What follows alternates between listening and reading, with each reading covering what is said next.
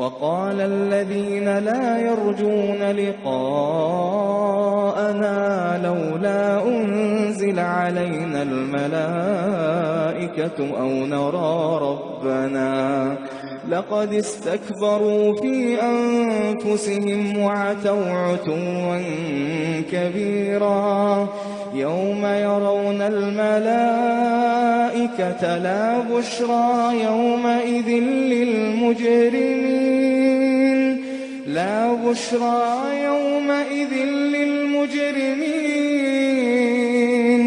ويقولون حجرا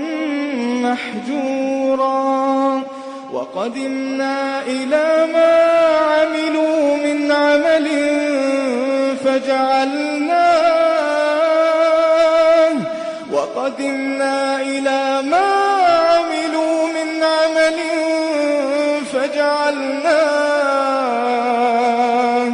فجعلناه هباء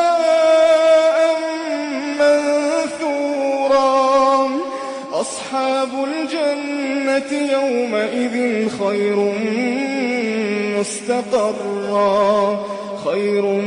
مستقرا وأحسن مقيلا ويوم تشقق السماء بالغمام ونزل الملائكة تنزيلا الملك يومئذ الحق للرحمن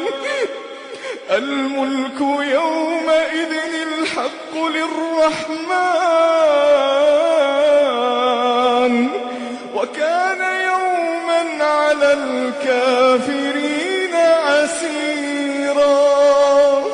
ويوم يعض الظالم على يديه يقول يا ليتني اتخذت مع الرسول سبيلا يا ويلتى ليتني لم أتخذ فلانا خليلا يا ويلتى ليتني لم أتخذ فلانا خليلا